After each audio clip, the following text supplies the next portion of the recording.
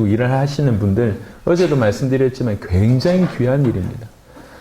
밑바닥에 가서 사람들하고 뒹굴며 불쌍한 사람 도와주고 이런 것들 굉장히 귀한 일이지만 그 구제와 봉사 이런 것들이 그냥 신앙생활의 포커스라고 얘기하면 이것 또한 조금 달리 생각을 해봐야 됩니다. 네.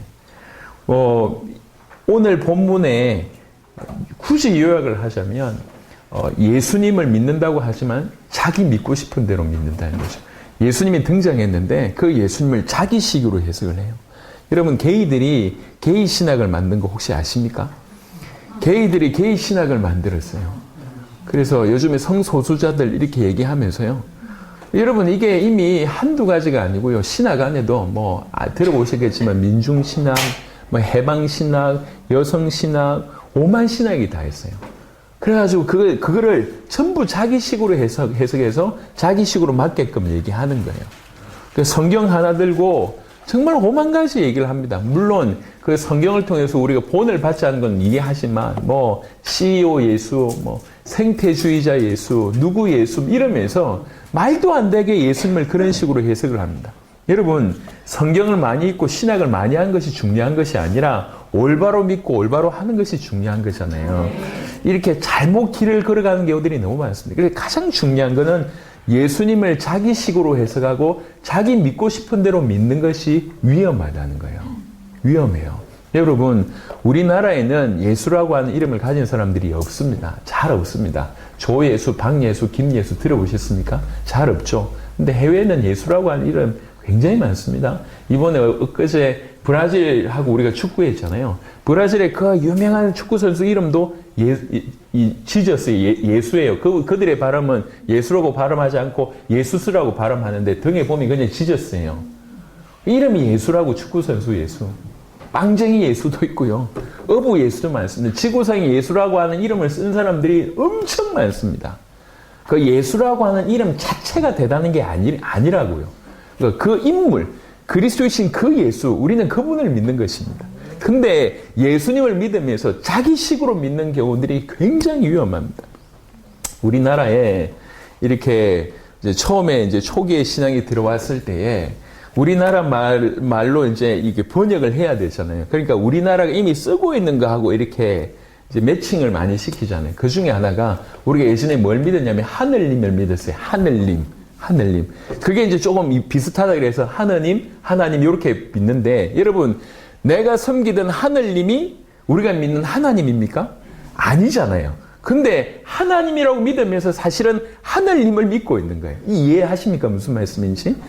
신앙생활을 하면서요, 성경을 통해서 성경에서 말씀하신 하나님을 그대로 받아들이고 그 하나님을 믿어야 되는데 그게 아니고 굉장히 부분적이거나 아니면 내가 생각하고 있는 그런, 제가 지금도 기억이 나는데 제가 대학부 간서했을 때 어떤 대학생이요, 아주 조금 어릴 때부터 좀 귀하게 자란 친구예요. 아버지가 이제 군에서 이제 조금 높은 위치에 있었어요. 그러니까 어릴 때부터 이제 이렇게 군대 형들이 이렇게 잘 보살펴요. 그러니까 이제 한편으로는 귀하게 자라고 한편으로는 싸가지 없는 그런 친구였는데, 그러다 보니까 자기 말은 이제 다 받아들여지니까 한 번은 저한테 와서, 귀신은요, 이렇게 우리 개개인으로 이렇게 그렇게 활동 안 합니다.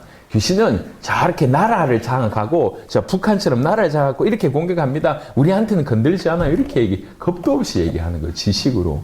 그러면서 예수 믿는 것도 예수님도 그렇게 해석을 하는 거예요. 네. 이게 뭐지? 근데 너무 당당하게 얘기하니까. 여러분, 너무 당당하게 틀리게 믿으면 큰일 나잖아요.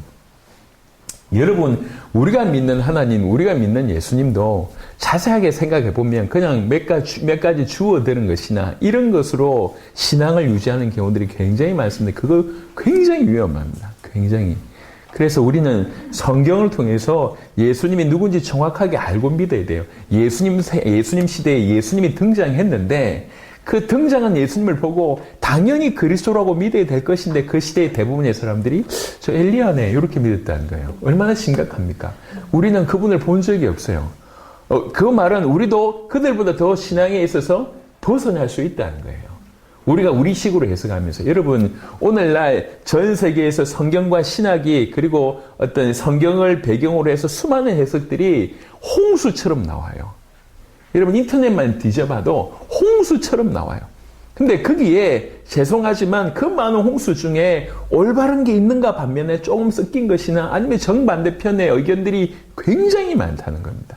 동일한 성경을 들고. 그러니까 정말로 성경 그대로 초대교회 성도들이 사도들이 예수님을 믿었던 것처럼 올바로 믿는 것이 복입니다. 그렇지 않고 예수 믿노라고 하면서 사실은 자기 믿고 싶은 대로 믿거나 자기 들은 대로 믿거나 자기 경험한 대로 믿는다고 하는 것은 굉장히 위험합니다. 예수 그리스도 믿는다고 하지만 사실은 예수 그리스도 이름만 얘기하지만 실상은 우리가 예수님을 엘리야나 예레미야나 선지자 중에 하나나 세례 요한으로 믿을 수 있다는 거죠. 이거는 그 시대의 해프닝을 얘기하는 게 아니에요. 그 사람들이 무식해서 이렇더라 그 얘기를 하는 게 아닙니다. 오늘날도 그럴 수 있음에 대한 얘기를 하고 있습니다. 교회 안에서 예수 믿으면서 성경 그대로 예수보다는 자기가 믿고 싶은 대로 그렇게 예수를 믿는 경우들이 많대요. 제가 지난번에도 언급을 좀 드렸습니다. 제가 무당한테 한 3년 동안 본격적으로 전도한 그런 경험이 있는데 그렇게 얘기하더라고요. 자기가 무당들은 신을 받잖아요. 그래서 어떤 신은 자기는 강감찬 장군 신을 받았대요. 그런가 보다. 어떤 경우에 보니까 자기 관우 신을 받았대요. 그런가 보다. 근데 어디에 갔는데 제가 한참 놀랐어요. 자기가 신을 받았는데 그 신의 이름이 예수래요. 신을 받았는데 예수 신을 받았대요. 여러분 어떻게 생각하십니까? 그 예수신이 성경에 있는 예수님이십니까? 그럴 리 만무하죠. 그럴 리 만무하죠. 그러니까 제가 그 모습을 보면서 그분하고 얘기하면서 충격을 받긴 했지만 기독교인의 모습이 이럴 수도 있겠구나. 자기가 예수 믿는다고 하면서 우리 어머님들 오랫동안 정한수 떠났고 하나님 믿는 것처럼 우리 여기 합천에 왔을 때 우리 목사님 한 분이 그런 얘기 하더라고요. 이제 우리 할머니들 이제 전도를 해서 이제 교회 들어왔는데 이제 교회 들어오자마자 이렇게 한다면서 하도 오랫동안 절에 다니다가 이제 교회 왔으니까 이거 뭐 그것도 틀리지 않다 생각한 얘기를 여전히 하고 있는 거예요. 불교에 이제 부처한테 하던 것처럼 하고 있는 거죠. 이게 짬뽕이 되는 겁니다. 여러분, 우리가 천국행 티켓을 얻었다. 이런 수준 낮은 수준으로 구원이라고 하는 생각을 하시면 안 됩니다. 그냥 천국행 티켓 얻었으니까 마음껏 신앙생활 해도 되지. 마음껏 생활해도 되지. 아닙니다. 우리에게 가장 중요한 것은 하나님을 정확하게 알고 믿어야 됩니다. 예수님을 정확하게 알고 믿는 것이 가장 중요합니다. 그래서 사람들한테 물어본 거예요. 사람들이 인자를 누구라고 하느냐 물었을 때 예수님의 이렇게 질문에 이렇게 대답을 했는데 사실 이 대답에 제자들 자기의 고백일 수도 있습니다. 예수님을 쫓아다니면서도 이렇게 믿는다는 것이죠. 여러분, 부탁드립니다. 예수님을 이용해서 응답받고 능력받고 신비한 것을 체험하고 문제 해결받고 아니면 뭔가 사회를 개혁하고 이런 의도를 가지고 예수 믿는 것이라고 하면 모든 걸 내려놓으시길 바랍니다.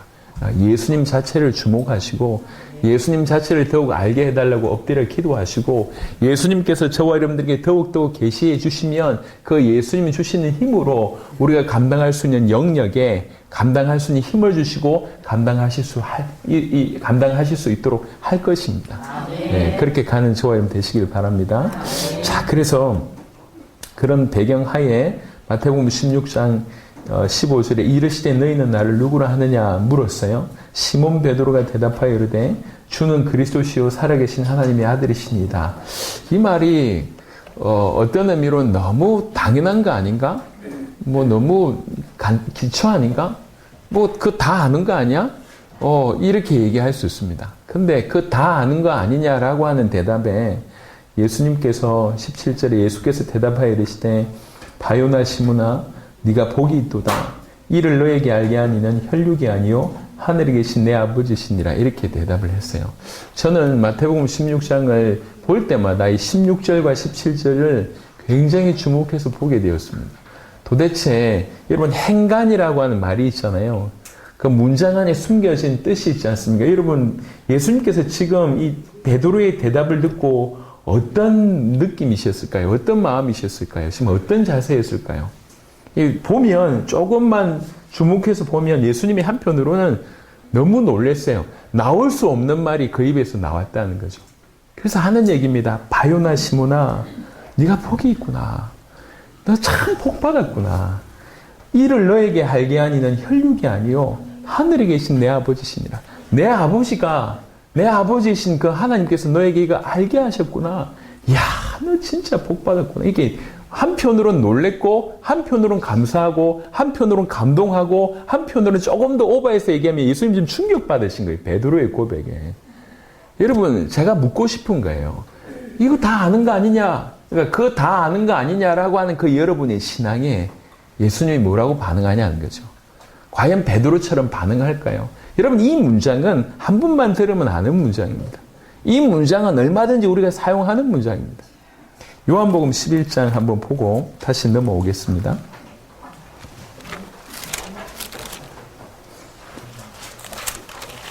요한복음 11장 27절을 보겠습니다. 요한복음 11장 27절 이르되 주여 그러하외다 주는 그리스도시요 세상에 오시는 하나님의 아들이신 줄 내가 믿나이다 이렇게 얘기합니다. 누가 얘기합니까? 마르다가 이 얘기를 합니다. 마태복음 16장 16절과 똑같은 고백이라고 보여지잖아요. 근데 28절에 하니 보니까 이 말을 하고 돌아서서 가만히 그 자매 마리아를 불러 말하되 선생님이 오셔서 너를 부르신다 하시니 무슨 말이냐면 마르다가 이 얘기를 했어요. 예수님의 반응이 없어요. 예수님이 베드로하고 똑같은 고백을 똑같은 말을 마르다가 하는데 예수님이 이 말에 대해서 전혀 응급 자체를 안 하십니다. 이런 방구 안 하십니다. 무슨 말이죠? 예, 말은 하지만 안 믿는다는 것을 예수님이 하신 거예요. 아예 상대를 안 하십니다. 그 말에. 똑같은 고백을 했는데 어떤 사람들의 말에는 어떤 사람의 말에는 아무 대꾸를 안 하시고 베드로의 말에는 예수님이 너무 놀라셨어요. 네가 어떻게 이걸 알았냐? 네가 보겠구나. 저는 항상 그런 마음에 사모가 있는 거예요. 주님이 우리 신앙을 보실 것인데 어떤 분은 그렇게 표현하시더라고요. 하나님이 당신의 신앙을 달아보신다 이렇게 표현하신다고 하시더라고요. 우리 하나님이 우리에게 제일 관심 있는 게 뭘까요? 우리 신앙일 거 아닙니까? 저는 그런 생각이 드는 겁니다. 나의 신앙이 내가 이렇게 믿고 이렇게 고백하는 나의 신앙을 보실 때 우리 하나님께서 뭐라고 생각하실까? 나처럼 말만 하는구나 라고 하실까? 아니면 베드로의 어떤 고백을 들으시면서 이토록 좋아하시고 기뻐하시고 행복해하시고 즐거워하셔서 심지어 감동하시고 충격받으셔서 야 네가 복 받았구나. 어떻게 네가 이걸 알았냐? 너 이게 네 스스로 아는 게 아니다. 내 아버지께서 너를 알게 하셨구나. 내 아버지께서 너에게 알게 하셨구나. 이게 더 복인 거잖아요. 내 아버지께서 너를 선택하셔서 너에게 이걸 알게 하셨구나. 너 너무 복을 받았구나. 이런 베드로가 한 게 아무것도 없어요. 그냥 이 고백을 했을 뿐입니다. 근데 이 고백이 예수님의 그 심장부를 누른 것이죠. 찌른 것이죠. 우리 모두가 이랬으면 좋겠습니다. 우리의 신앙이 우리 스스로 내가 좀 신앙이 있는데요. 그건 우리 스스로예요.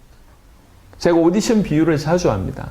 오디션에 나올 정도면 노래 좀 하는 사람들이에요.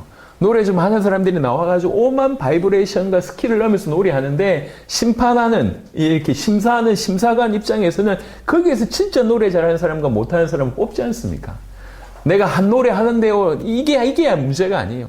내가 좀 신앙생활 좀 했는데요. 내 신앙 좀 괜찮은데요. 라고 하는 우리 입장과 하나님 보실 때 우리 신앙을 심사하는 입장은 다르잖아요. 여러분 예수가 하나님의 아들 그리스도라는 얘기를 한 시간만 들으면 그 의미 모르는 사람이 어디 있겠습니까? 또 나도 그렇게 믿는다고 얘기하지 않겠습니까? 누구든지 그렇게 얘기하죠. 저희가 지금 나쁜 얘기합니까? 엉뚱한 얘기합니까? 그냥 성경 그대로 얘기합니다. 어떤 분은 왜 이 얘기만 하냐고 자꾸 얘기를 해요. 그렇겠죠. 왜 이 얘기만 하느냐? 좀 시간 지내보시면 알 겁니다. 왜 이 얘기만 할 수밖에 없는지를 아실 겁니다. 우리나라에 그래도 최고의 명장이라고 이름하는 사람이 누굽니까? 히딩크잖아요. 히딩크. 와서 최고의 국가대표를 불러가지고 국가대표를 한동안 뭐만 훈련시켰냐면 체력훈련만 시켰어요. 체력훈련만.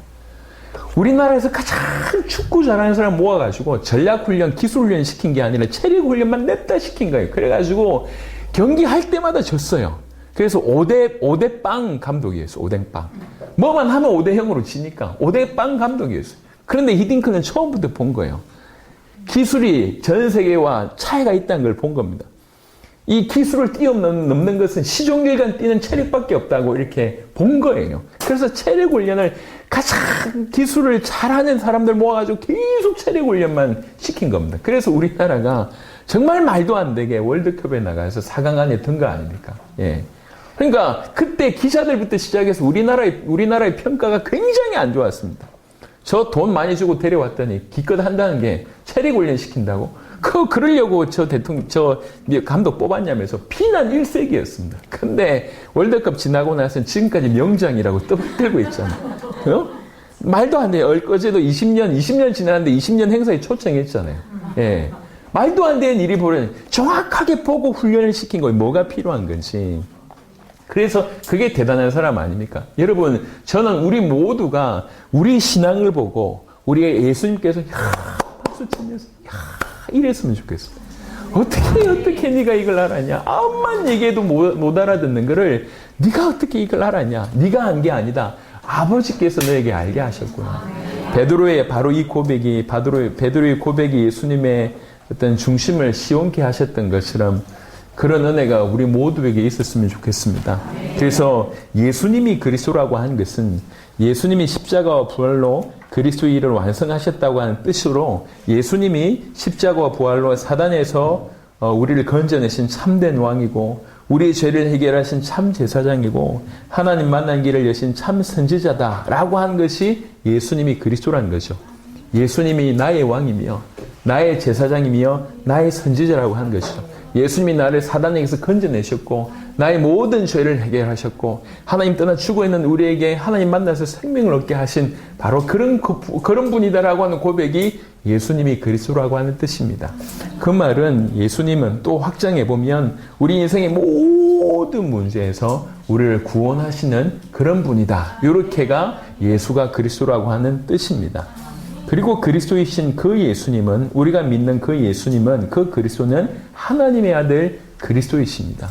아까 유대교의 설명을 제가 말씀을 드렸습니다.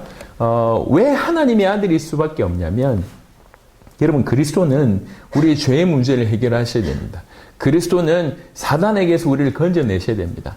그리스도는 하나님 떠나 있는 우리로 하여금 다시 하나님 만나게 하셔야 됩니다. 인간으로서는 이걸 감당할 수가 없다는 것이죠. 그래서 하나님이신 그분이 인간의 몸을 입고 오셔서 우리 죄를 해결하기 위해서 모든 인류의 죄를 뒤집어 쓰시고 자기 몸의 심판을 이제 당하시고 그리고 죽으심으로 말미암아 우리 죄를 해결하시고 사단을 꺾으시고 하나님 만난 길을 여셨습니다. 이러려고 하면 그분은 단순한 인간이 아니라 반드시 하나님 아들이셔야지 가능하다는 거죠. 특별히 성령으로 잉태하고 동정녀의 몸으로 탄생하고 일평생 죄 없이 사신다. 이거는 인간으로 불가능하다. 이렇게 볼 수 있고 두 번째, 그분이 부활하셨다고 한 것 자체가 그분이 하나님의 아들이라고 하는 증거입니다. 그래서 그리스도이신 예수님은 하나님의 아들이십니다.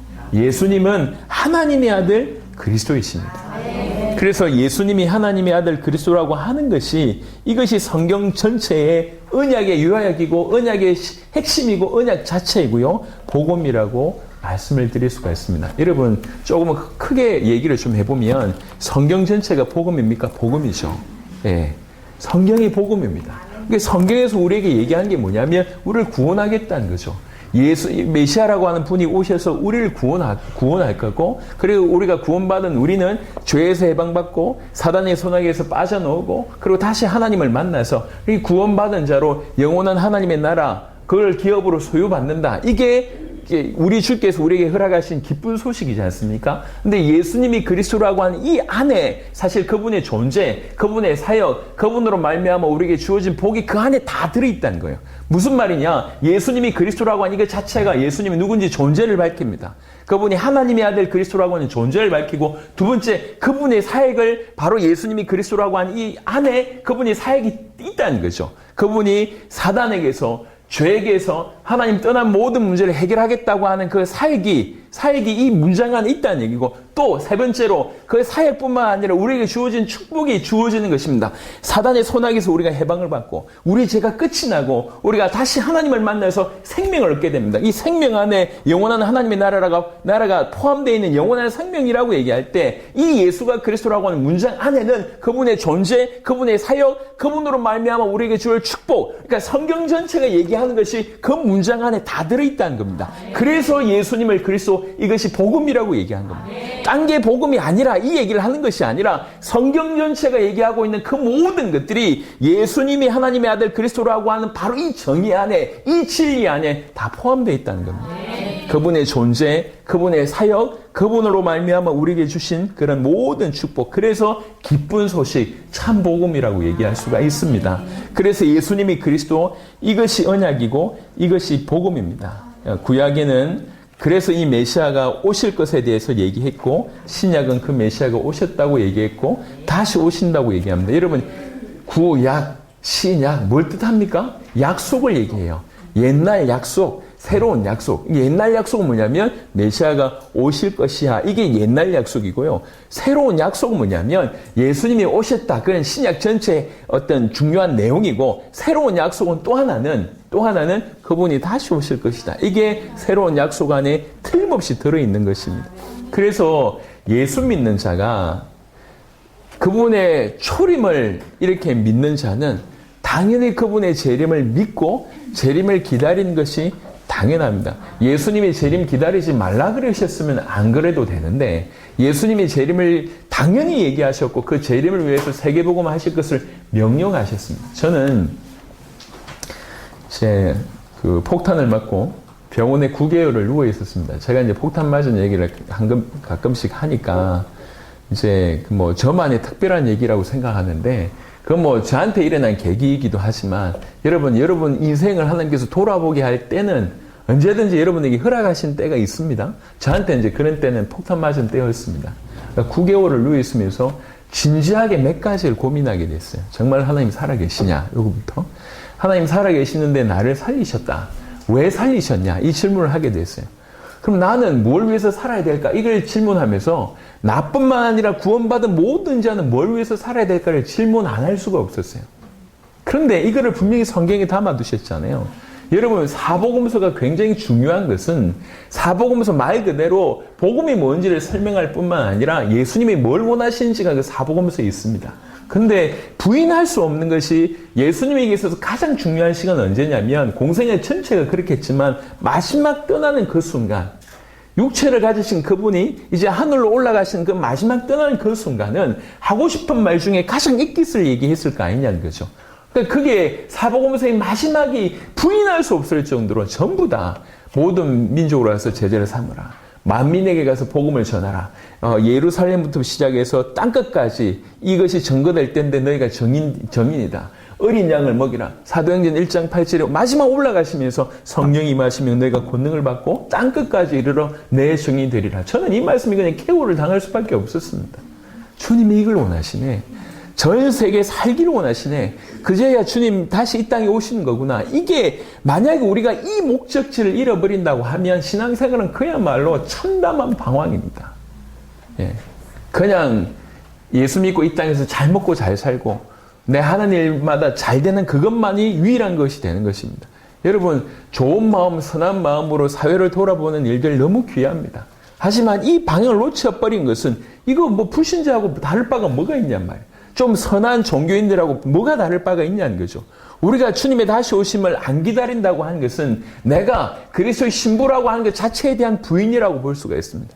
우리가 그리스도의 신부라고 하면 당연히 신랑 되신 그분을 학수고대하면서 기다리는 것이 옳습니다. 이거는 저 이상한 지금까지 부정적으로 일어났던 저 극단적인 신비주의나 불건전한 그런 종말론주의가 아닙니다. 모든 보수신학이 공통적으로 주장하고 있는 것이 마라나타 신앙입니다. 주 예수여 오시옵소서. 우리 모든 신자들이 그걸 잃어버리면 저는 저를 알아요. 저뿐만 아니라 인간이 얼마나 간사한 줄 압니다. 우리 마음의 절대적인 기준을 여기에 초점 맞추지 않는 이상 전부 다른 것들이 그 자리에 채워집니다. 자기의 생각이나 아니면 자기의 경험이나 자기가 바라는 바가 그 자리에 채워집니다. 저는 오랫동안 그런 걸 경험했어요. 세계복음을 부르짖었던 수많은 사람들이, 한때 길을 같이 갔던 수많은 사람들이 어느 날 세계복음을 막 부르짖다가 해석을 이렇게 하더라고. 세계복음화 되려면 교회가 부흥돼야 돼야지 세계복음화 유익하지 않겠냐. 그러더니 세계복음화는 이꼬르 교회 부흥이다. 이렇게 공식화시키더라고. 그리고 나서는 그 다음부터 교회 부흥만 부르짖어요. 세계보고만이 온데간데 없어 사라지고 그냥 활용할 때만 그걸 갖다 써요. 또 얘기합니다. 세계보고만 되려면 경제가 좀 필요한 거 아니냐.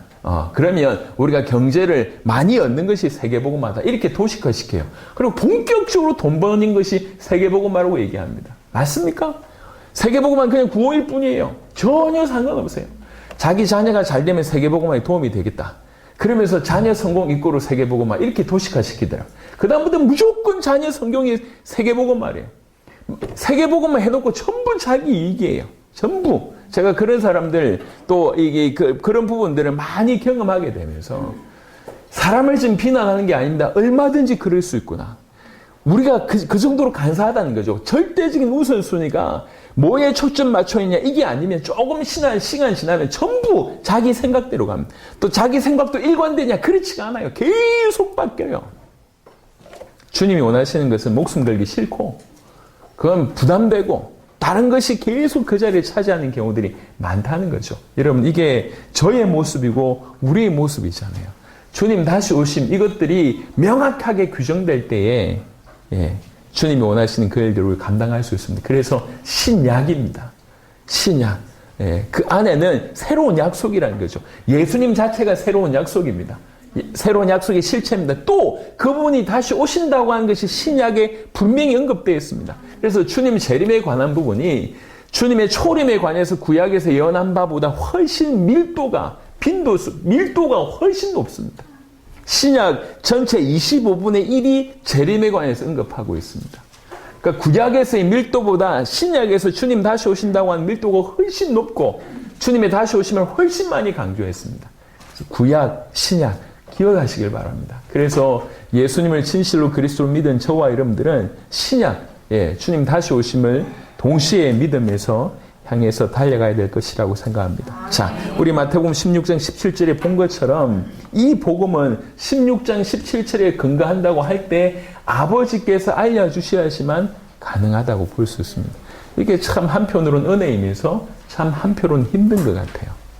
저희 교회가 지금까지 인도를 쭉 받고 있으면서 참 많은 일을 했습니다. 많은 일을 했는데도 그래서 제가 어떻든 강단에서 어떻게든 복음을 전하려고 발버둥 칩니다.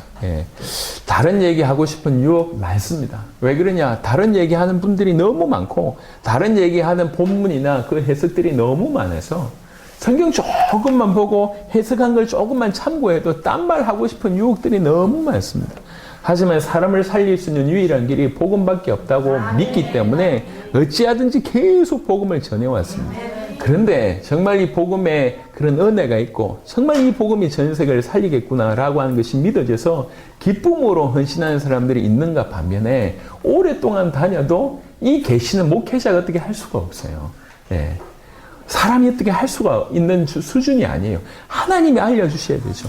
그러니까 이게 믿어지지 않는, 이게 계시가 오지 않는 사람들은 왜 자꾸 이 말만 하니에요? 왜 자꾸, 그러니까 실제로 전 세계가 이렇게 벌어지고 있으면 이게 우리 힘이 아니라고 하는 것을 인정하면, 야, 이 하나님 역사구나 이렇게 인정을 하면은 이해가 될 건데 이런 엄청난 것을 보면서도 불구하고 여전히 왜 자꾸 예수님만 얘기하고 예수가 그리스도인 그것만 계속 얘기하냐? 왜 자꾸 반복하냐? 반복이 아닙니다. 성경이 그 얘기를 하고 있습니다. 성경의 기록의 목적이 예수께서 하나님의 아들 그리스도이심을 믿게 하려고 성경이 기록됐다고 얘기하잖아요. 저는 그게 옳다고 생각하고 지금까지 계속 얘기하고 있습니다. 여러분, 그래서 우리가 기도해야 될 것 같습니다. 이건 계시의 영역입니다. 아버지께서 각각을 알게 해주셔야 됩니다. 오늘 이번에도 이 수련회를 통해서 여러분 수련회를 왜 할까요? 우리가 세력 모으기 위해서 하는 게 아니잖아요. 숫자 모으기 위해서 하는 게 아니지 않습니까? 우리는 왜 하냐면 주님 오실 길을 준비하기 위해서 하는 겁니다.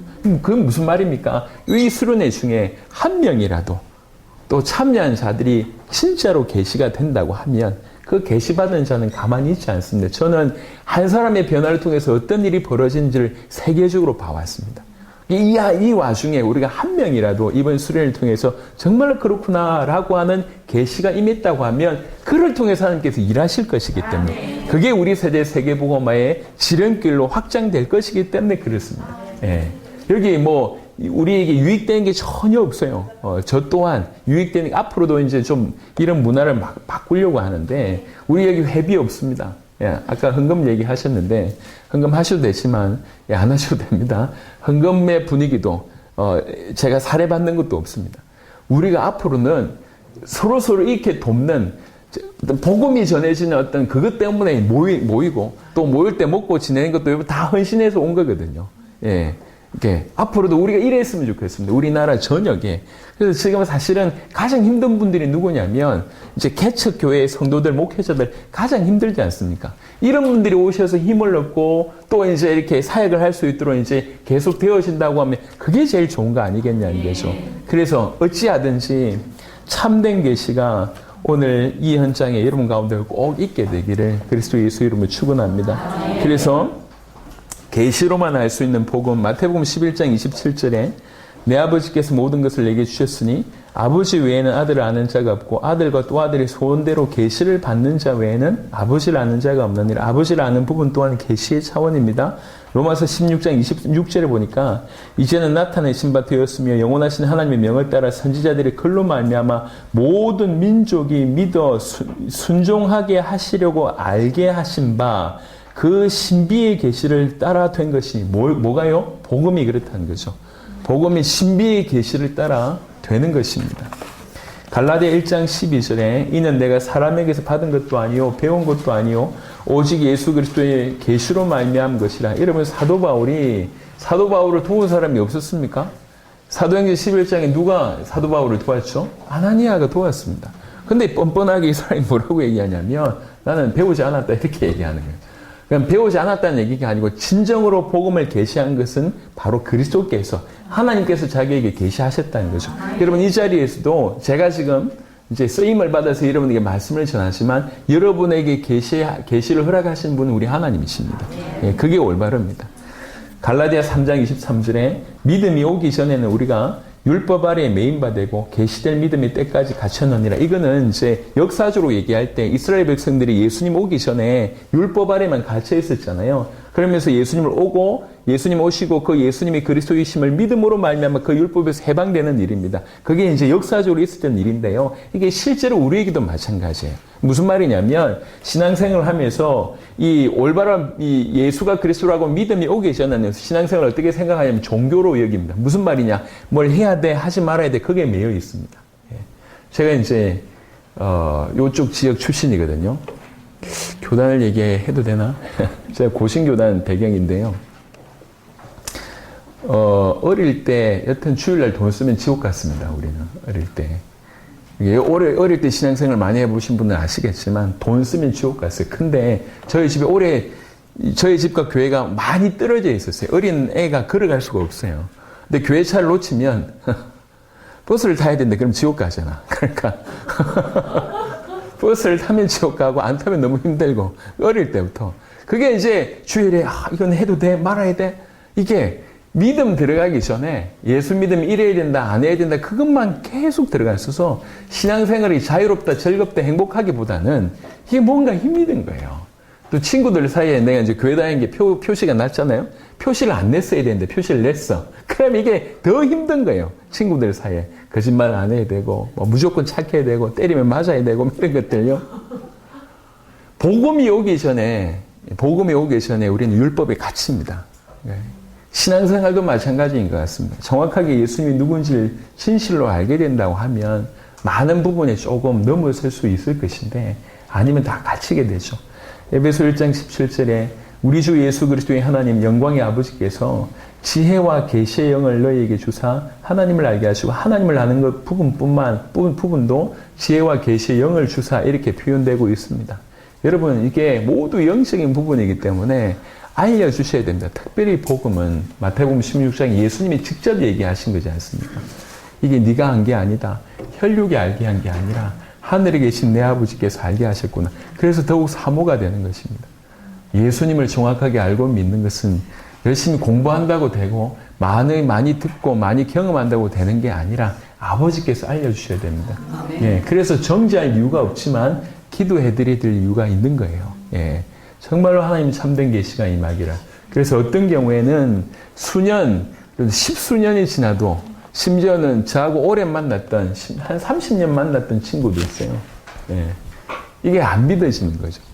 예, 활동도 하고 큰 역할도 했는데 정작 자기 마음에 이게 안 믿어지는 거예요. 말은 고백합니다. 그런데 삶을 보면 알잖아요. 예수님이 나를 위해서 내 대신 죽으셨어.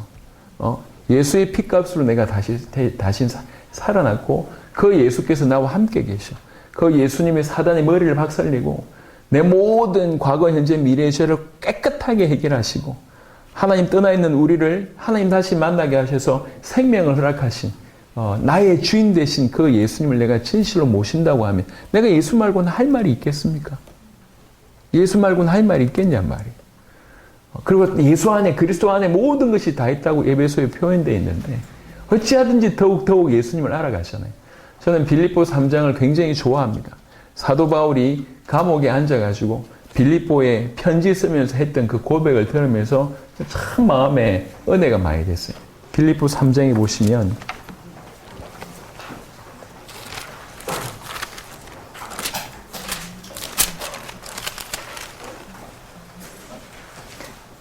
빌립보 3장에 이렇게 되어 있습니다. 10절부터 12절까지 보겠습니다. 내가 그리스도와 그 부활의 권능과 그 고난의 참여함을 알고자 하여 그의 죽으심을 본받아 어떻게 했든지 죽은 자 가운데서 부활에 이르려 하노니 내가 이미 얻었다 함도 아니요 온전히 이루었다 함도 아니라 오직 내가 그리스도 예수께 잡힌 바 된 그것을 잡으려고 달려가노라 이렇게 되어 있습니다. 11절을 보니까 빨리 죽어서 부활에 이루고 싶다는 거예요. 왜 그렇습니까? 뭔가를 알고 싶어서 그렇다는 거예요. 뭔가를 알고 싶은 내용이 뭐냐? 10절에 보니까 내가 그리스도를 알고 싶고 그 부활의 권능을 알고 싶고 그 고난의 참여함을 알고 싶어서 그의 죽으심을 본받아 어떻게든지 죽은 자 가운데서 부활을 이루고 싶다 이렇게 얘기하는 거예요. 우리가 그냥 느껴지는 대로가 맞다고 하면 지금은 여전히 사도 바울은 그리스도에 목마르고 그 부활의 권능에 목마르고 그 고난의 참여함에 볼 수가 있습니다. 여러분 지금 이 빌립보서를 쓸 정도의 수준은 일평생 최고의 복음을 전하다가 최고로 기도하며 셋째 하늘까지 올라갈 정도로 깊이 기도하던 바로 그분이에요. 지구상에 지금까지 존재했던 그 모든 사람들보다 가장 예수님을 정확하게 올바로 알았고 믿었던 올바로 전했던 목숨 걸고 전했던 대표적인 인물이 바울입니다. 그 바울 선생님이 거의 생애 말년에 가서 남긴 글입니다. 내가 여전히 목마르다. 그래서 빨리 죽어서 부활하고 싶다라고 얘기하면서 내가 그리스도를 알고 싶고 부활의 권능을 알고 싶고 그 고난의 참여함을 알고 싶다고 얘기합니다. 제가 한 20년 훨씬 전에 이 본문 앞에 제가 대면하게 됐어요. 바울이 이럴 수밖에 없었던 이유. 저는 사실 바울에게 일어났던 역사는 별로 부럽지 않습니다. 그 사람을 통해서 죽은 자가 살아나고 많은 기적이 벌어진 거에 대해서 이제 부럽지 않는데 저는 뭐가 부럽냐면 저 사람이 저렇게 할 수밖에 없는 그 믿음. 그게 저는 항상 부러웠어요. 도대체 뭘 가지고 있길래 어떤 한이 있길래 저 지경에 이르기까지 바울이 당한 고난들이 고린도전서나 이런 데 쭉 언급되어 있잖아요. 어떻게 저렇게 살 수 있었을까? 어떤 마음이었을까? 이게 항상 부러웠는데 그런 부러운 마음 가운데 묵상하다 보니까 이 본문을 제가 대하게 된 겁니다. 일평생 그리스도에게 초점 맞춰졌구나, 이분은. 그 부활과 그 고난, 그 십자가, 그 부활에 초점 맞춰져 있구나. 그래서 벗어나지 않았구나. 그것을 알고 싶어서 일평생 이렇게 매진해왔구나. 그게 이제 대면되게 돼 있는 거죠. 여러분, 저와 여러분들이 바로 이런 은혜 가운데 있었으면 좋겠습니다. 예. 자, 8강, 예수를 그리스도를 믿는 믿음. 자, 성경의 기록의 목적이 요한복음 20장 31절에 오직 이것을 기록함은 너희로 예수께서 하나님의 아들 그리스도이심을 믿게 하려 하며 또 너희로 믿고 그 이름에 힘입어 생명을 얻게 하려 함이니라. 분명히 성경의 기록이 목적이라고 볼 수 있습니다. 요한복음뿐만 아니라 성경의 기록의 목적입니다. 말씀드렸지만 그 이름을 힘입어 생명을 얻게 하려 합니다. 많은 사람은 여기에 초점을 둡니다. 여러분 이것은 어떻게 보면 좀 따라오는 결과라고 해도 조금 극단적으로 얘기해서 따라오는 결과라고 해도 과언이 아니에요. 믿으면 따라오는 결과입니다. 뭘 믿어야 되느냐? 너희로 예수께서 하나님의 아들 그리스도이심을 믿게 하려 하며 성경이 그렇게 주어졌대요. 성경이 우리로 이게 디모데후서 3장과 충돌되냐? 이제 이렇게 성경의 어떤 그 목적이라고 얘기하는 보통 얘기하는 디모데후서 3장 14절과 17절과 충돌되냐? 충돌되지 않습니다. 충돌되지 않아요. 사실상 더 깊이 보완됩니다. 하지만 요한복음 20장 31절 진짜 성경의 기록의 목적을 얘기하자면 논하자면 이것이 맞습니다. 예수께서 하나님의 아들 그리스도라고 한 이 사실을 믿게 하기 위해서. 예. 그래서 우리가 이 성경 기록의 목적대로 믿어야 되는 거죠. 신앙생활은 이 목적대로 믿어야 되는 거예요.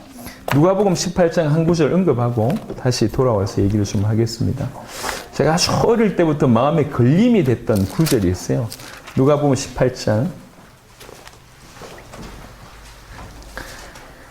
누가복음 18장 8절 보겠습니다. 8절 누가복음 18장 8절 내가 너에게 이르노니 속히 그 원한을 풀어주시리라. 그러나 인자가 올 때에 세상에서 믿음을 보겠느냐 하시니라. 예수님이 하신 말씀이에요.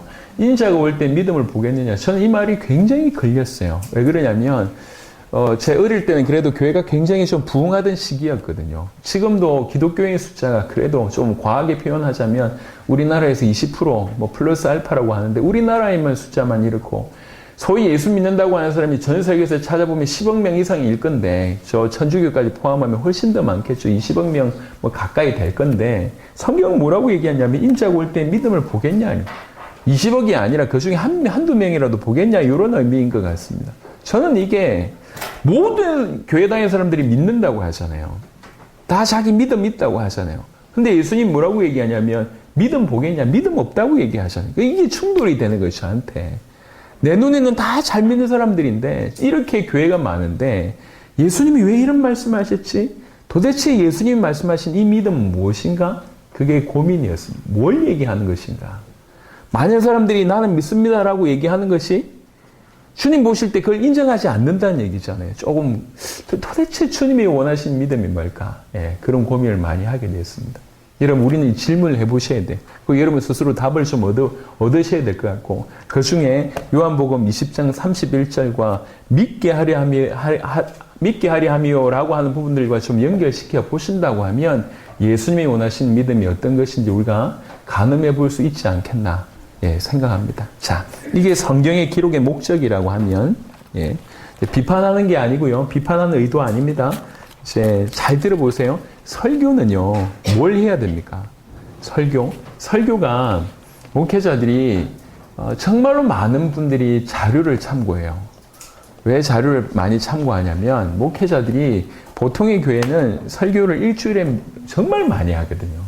주일 예배, 수요예배, 금요철야, 새벽 예배, 그 외에 신방 예배, 좀 왕성하게 활동하는 사람들은 일주일에 설교를 1, 20편 하게 됩니다.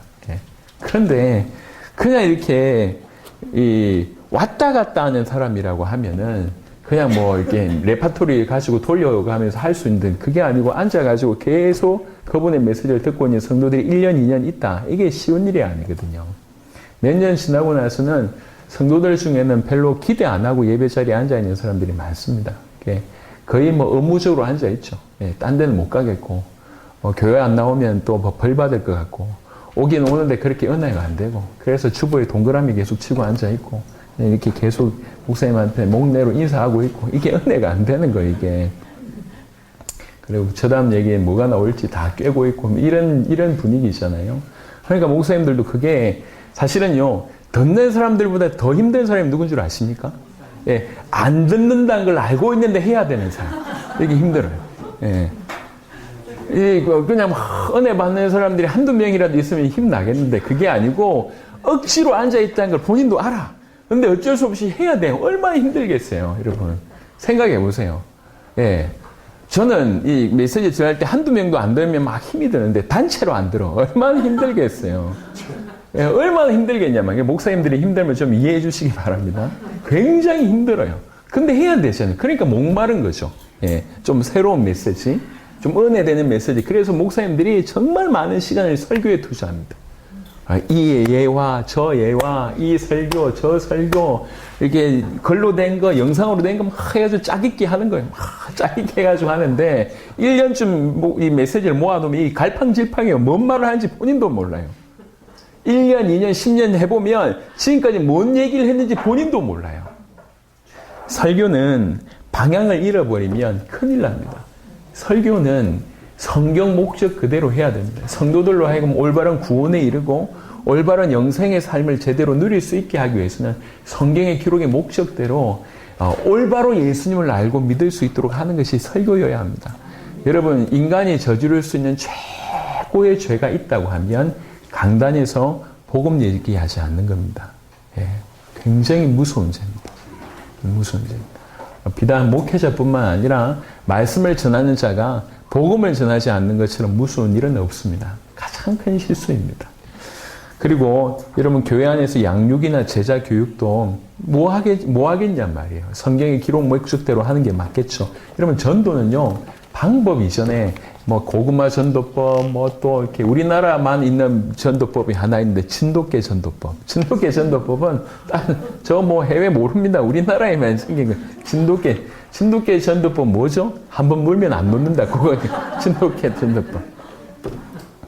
여러분, 전도는 다양한 전도법이 존재하지만 전도는 궁극적으로 뭡니까?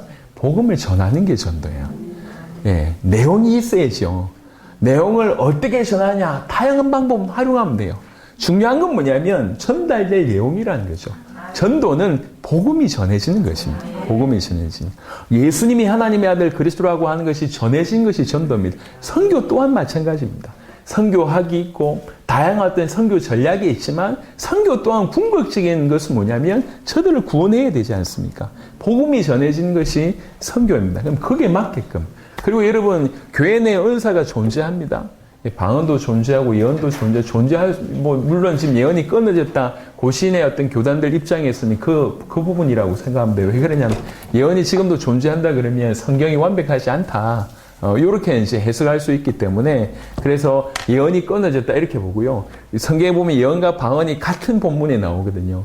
예언이 끊어졌다고 얘기하려면 방언도 끊어졌다고 얘기해야 될 거 아니에요. 그래서 조금 어려움이 좀 있습니다. 여튼 끊어졌든지 어떻든지 간에 우리가 인정할 것은 지금도 하나님은 예언으로 방언으로 역사하실 수 있다. 이건 맞는 말이거든요. 하나님은 그러실 수 있잖아요. 예, 그러실 수 있지 않습니까? 그 외에 수많은 은사가 존재합니다. 하지만 이 은사 자체가 목표가 되기 때문에 넘어지는 거예요. 은사는 목표가 아닙니다. 은사는 도구입니다. 올바른 이 은사를 통해서 성경의 기록 목적대로 드러내는 것이 올바릅니다. 실컷 예언의 은사 받았다고 예언해놓고 성경 기록의 목적하고 무관하게 한다. 이게 틀립니다. 우리나라 안에서도 성령의 역사 얘기하면서 성령의 다양한 은사를 많이 주장하는데 그 은사가 목표인 점이 많아요. 그래서 은사 받아놓고 나중에 무너집니다. 모든 은사에는 목적이 있습니다. 그 목적은 성경의 기록의 목적과 다를 리 없습니다. 분명히 예수님이 하나님의 아들 그리스도심을 드러내는 것이 은사의 목적입니다. 자, 그러면 우리가 성경대로 믿어야 될 거 아니에요. 성경의 기록 목적대로 예수님을 그리스도라고 믿어야 될 거 아닙니까? 그럼 그 믿음이 뭡니까? 예수님께서 우리의 그리스도라고 믿는 거예요. 예수님이 나의 왕이며 제사장이며 선지자라고 믿는 겁니다. 예수님이 나를 사단의 손아귀에서 건져냈고 내 모든 죄를 해결하셨고 하나님 만나는 길을 열어주셔서 우리에게 생명 주셨다고 믿는 것이 예수님을 그리스도라고 믿는 것입니다. 자, 그렇게 되면 예수님을 이렇게 믿는다는 얘기는 다른 말로 이 믿음은 그냥 이제 존재를 내가 인정한다. 그런 지식을 가진다. 이게 믿음이 아닙니다. 믿음은 지정의 요소가 다 포함되어 있어요. 알 뿐만 아니라 그 부분에 100% 내가 동의하고 그리고 의지적으로 그 부분에 내 인생을 던지는 거, 요게 믿음이 포함되어 있습니다. 그러니까 예수님을 그리스도로 믿는다고 하는 것은 그 진리에 내 인생을 던진다는 거예요. 요걸 달리 풀면 예수와 함께 죽고 예수와 함께 살고 라고 하는 것으로 해석할 수가 있습니다. 그래서 예수님을 그리스도로 믿는다고 하는 것은 그 진리에 내가 지적으로 그 다음에 감정적으로 동의하고 그러고 나서 내 의지를 다해서 그 모든 진리에 내 인생을 던진다라고 볼 때에 예수를 그리스도로 믿는다고 하는 것은 내가 그리스도와 함께 죽었다고 믿는 것이며 그와 함께 일으키심을 받았다고 믿는다는 것이며 내가 지금 그와 함께 그리고 정확하게 그가 내 안에 사신다고 믿는 것이다. 이렇게 설명할 수가 있습니다. 그래서 이 부분이 가장 잘 설명된 게 갈라디아 2장 20절인데 내가 그리스도와 함께 십자가에 못 박혔나니 죽었고 그런즉 이제는 내가 사는 것이 아니요 오직 내 안에 그리스도께서 사시는 것이라. 내가 살았습니다. 그리스도와 함께. 이제 내가 육체 가운데 사는 것은 나를 사랑하사 나를 위하여 자기 자신을 버리신 하나님의 아들을 믿는 믿음 안에서 사는 것이라. 요게 신앙생활입니다. 하나님의 아들을, 나를 위해서 자기 자신을 버리신 그 하나님의 아들을 믿는 믿음 안에서 살아가는 거, 이게 신앙생활입니다. 여러분, 갈라디아 2장 20절은 오랫동안 잘못 해석이 되었는데요. 어떤 분들이 뭐라고 해석했냐면 예수 믿는 자의 최고봉이 갈라디아 2장 20절이라고 해석을 했어요. 이렇게 되면 대부분은 이렇게 삶을 안 산다는 거잖아요. 계속 노력해서 여기 이르른다는 얘기잖아요. 여러분, 이건 신앙의 최고봉이 아니라 이게 신앙생활의 시작입니다. 이게 시작입니다. 내가 죽었고 그리스도와 함께 살고 그리스도께서 내 안에 사시고 나는 그분을 믿는 믿음 안에서 살아가는 것입니다. 이게 예수님을 믿는다, 예수님을 하나님의 아들 그리스도로 믿는다라고 하는 그 믿음의 구체적인 정의입니다. 그러면 어떻게 됩니까? 예수님이 나를 사단의 손아귀에서 모든 죄 가운데서 하나님과 단절된 죽음 가운데서 나를 건지시고 그 예수님이 지금 나와 동행하시며 영원토록 나와 함께 계신다고 하면 어떤 일이 벌어집니까? 그걸 조금 구체적으로 표현한 것이 아무것도 문제가 되지 않는다라고 믿게 된다는 것입니다. 하나님이 나와 함께 계시기 때문에 아무것도 문제가 되지 않는다는 거죠. 빌립보 4장은 이렇게 설명합니다. 내가 궁핍함으로 말하는 것이 아니니라. 어떠한 형편에든지 나는 자족하기를 배웠노니 나는 비천에 처할 줄도 알고 풍부에 처할 줄도 알아. 모든 일 곧 배부름과 배고픔과 풍부와 궁핍에도 처할 줄 아는 일체의 비결을 배웠노라. 지금 어디에 있습니까? 감옥 안에 있습니다. 감옥 안에 있으면서 하는 얘기예요. 내가 가난해도 괜찮고 부하도 괜찮고 내가 비천해도 괜찮고 풍부해도 괜찮고 배고파도 괜찮고 배불러도 괜찮다. 아무 문제 없다. 아무 상관없다. 그러면서 하는 말이 내게 능력 주신 자 안에서 내가 모든 것을 할 수 있습니다. 여러분, 요 구실만 따로 빼가지고 사람들이 내가 뭐든지 할 수 있어 라고 하는 어떤 적극적인 사고방식으로 해석하는데 그게 아닙니다.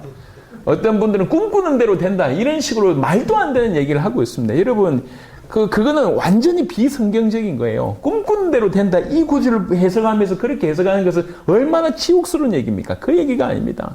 내가 그리스도 예수 안에 있기 때문에, 내가 그분의 능력 안에 있기 때문에 어떤 것도 문제가 되지 않는다. 지금 감옥 안에 있으면서 이 선거를 했습니다. 감옥 안에 있으면서 내가 뭐든지 할 수 있다 적극적인 사고방식입니까? 그게 아니라니까요. 이게 신앙생활이에요. 어떤 것도 문제가 되지 않는다. 여러분, 예수님을 믿을 때 우리는 예수와 함께 내 과거가 끝이 났습니다. 내 모든 죄에서 우리가 벗어났습니다. 끝이 났습니다. 지금 우리는 주와 동행하고 있습니다. 주님이 내 안에 계십니다. 자, 우리의 미래는 영원히 보장되어 있습니다.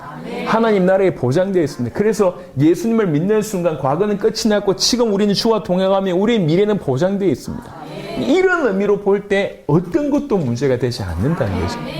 우리는 물론 육신만 생각하면 죽으면 끝이다라고 생각하면 재밌게 잘 놀다가 죽어야지 이렇게 생각할 수가 있는데 그게 아닙니다. 영원한 생명, 영원한 하나님의 나라가 진실로 있다고 얘기할 때에 그 나라를 위해서 지금 이 땅에서 고생하는 것, 복음 때문에 그것도 주님 때문에 고생하는 것이 큰 상급입니다.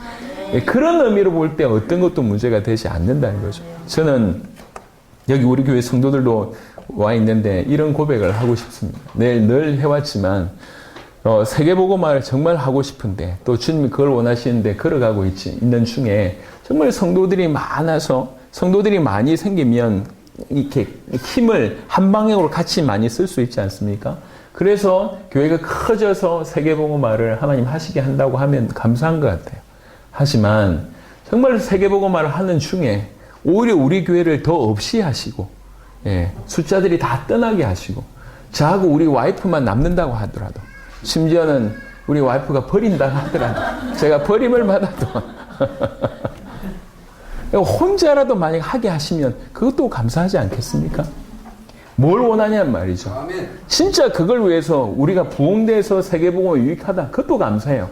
하지만 그걸 위해서 주께서 오히려 우리 교회를 더 작게 하시고, 오히려 떠나게 하셔서 나 혼자를 통해서 우리 가정을 통해서 하게 원하신다. 그것도 괜찮은 거 아닙니까? 우리 교회가 커지지 않은데 세계복음만 더 잘 돼. 그럼 감사한 거 아니에요? 예? 교회가 너무 커져서 교회 관리한다고 세계복음 못한다. 이게 불행이잖아요. 우리나라의 큰 교회 좀 그래도 뭐 1, 2천 명 되는 목사님들은 함부로 움직일 수가 없어요. 얼마나 해야 될 일이 많은데. 우리 교회는 그게 전혀 없어요. 저 마음껏 돌아다닙니다. 생각해 보세요. 우리가 돈이 많이 생겨서 그 많은 돈을 통해 가지고 헌금하면서 마음껏 쓰면서 세계복음을 기뻐하신다. 그래서 돈을 많이 주셔. 그것도 감사하죠. 근데 돈을 안 주셔.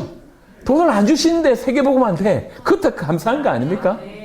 내가 건강해가지고 전 세계 쏘다니면서 세계복음 한다. 그것도 유익한데 꼼짝 못하게 만들어 놓고 그런데도 불구하고 세계복음 하게 하셔. 그럼 그것도 괜찮은 거 아니냔 말이야.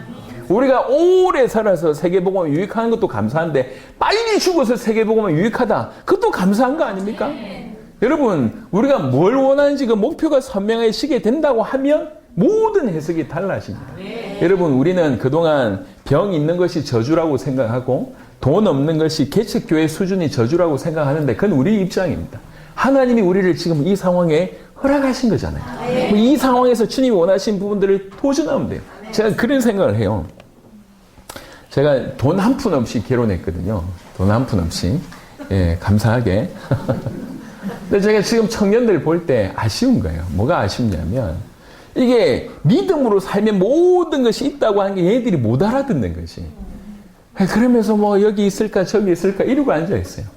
여러분 진짜로 믿음으로 드리면 하나님도 아시지만 주위가 알아요. 예. 그게 다 있습니다. 그러다가 결혼 못하면 되지. 믿음으로 그냥 올인하면 될 건데 이 부분을 지금 못하는 거예요. 그런 경우들이 제가 너무 많이 보여요. 이게 이제 교회도 마찬가지고 일도 마찬가지인 것 같습니다. 그 안에 전부 다 있습니다. 전부. 지금 저희가 이제 우리 세대 세계복음 할 때 여러분 이제 이렇게 조금 전에 뉴스 보셨잖아요. 저희 교회가 대단하지 않습니다. 숫자도 많지 않고요. 대단하지 않습니다. 그리고 뛰어난 인물 한 명도 없습니다. 예. 어부도 없고요. 예. 어부 한 명이라도 있었습니다. 어부도 없고 한 명도 없어. 예. 제가 뭐 의료인도 뭐 거의 드물고 그다음에 법조인 지금 이제 뭐 이렇게 뭐 올랑말랑하고 뭐 없습니다. 뭐 없어. 하려고 하면 뭐가 없어요. 산업인도 거의 없고요. 뭐가 없어. 해외 제자들이 왔는데 해외 제자들이 아픈데 누가 도와줄 사람도 없어요. 교회가 대단하지 않는데 뭘 위해서 살아야 되는지 결정을 하고 뛰니까 하나님께서 그 일을 하게 하시더라고요. 어떤 분들이 와서 물어요. 우리 교회 통역자가 많은 걸 보고 좀 교회 진짜 통역하는 친구들이 많거든요. 영어 통역하는 애들만 몇 명이 되고 스페니시 통역도 뭐 몇 명이 되고 뭐 탁월한 통역자를 비롯해서 그리고 완전 중국인인데 한국말 잘하는 애, 완전 일본인인데 한국말 잘하는 애, 심지어 그 남편은 한국 사람이거든요. 남편 한국 사람보다 한국말 더 잘해요, 얘가. 그런 애들. 그러니까 뭐 이 통역하는 애들이 많다 보니까 우리 교회 숫자가 많은 줄 알아요. 안 많아요. 근데 안 많은데 어떻게 이런 사람들이 모이냐는 거지. 그게 기적이지. 그게 기적이에요. 기가 막혀요. 요번에 방송을 했잖아요. CTS 방송국이 와서 놀래요. 어떻게 교회가 이런 일을 하네요. 어떻게 방송국이 흉내내지 못하는 동시에 12개 언어로 이걸 하네요. 본인들이 와서